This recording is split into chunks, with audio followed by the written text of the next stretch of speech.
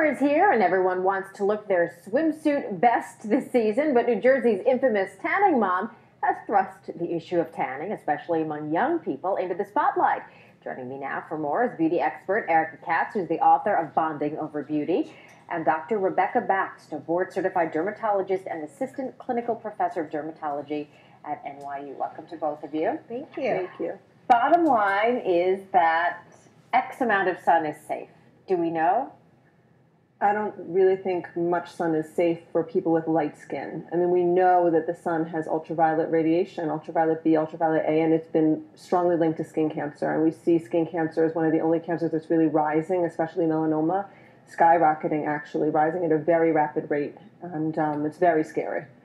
At the same time, it seems like tanning and tans continue to be a trend in fashion. Would you say that's true? Oh, absolutely. And a lot of the tanning salons are actually targeting teenage girls. They have prom packages, they have homecoming packages, back to school. And the really disturbing part about it is these packages are usually unlimited. And the FDA recommends no more than 3 times a week. I recommend no times a week, but they recommend no more than 3 times a week. But if you have an unlimited package, I mean, who's really monitoring how many times these girls go? Okay, and tanning beds are worse than the natural sun. Is that true? I think both are bad. However, we know that people who go to tanning beds are 75% more likely to develop melanoma. And even if you go to a tanning bed 4 times in a year, you're 11% more likely to develop melanoma.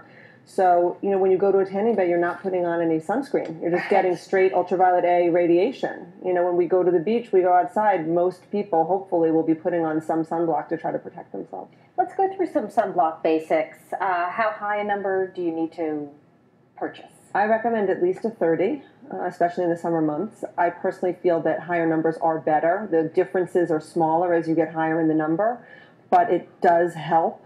So I would do at least a 30. You want it to say broad spectrum on there, so you want it to be blocking UVA and UVB rays. The best ingredients are titanium dioxide and zinc oxide, but there's lots of other good ingredients out there.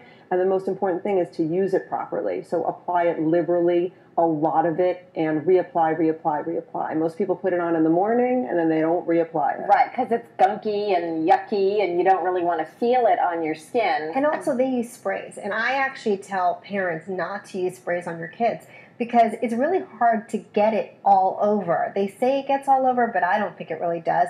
And you don't want to have little spots where you can burn. So I always say use a cream. I really like zinc oxide. And then now there's clear zinc oxide. And I actually love to surf with my kids. So when we go surfing, I always put straight up zinc oxide all over my face and nose. And they come in beige and pink and blue. And so, you know, you can have fun with the colors too. So you can make it a little more fun. But it's really important to put that sunscreen on. I tell people not to go higher than 50, especially with kids, because a lot of kids have sensitive skin. I'm just afraid the chemicals are just too harsh, and I don't know if you agree with that. But for really sensitive skin, if you go above 50, you might have an allergic reaction.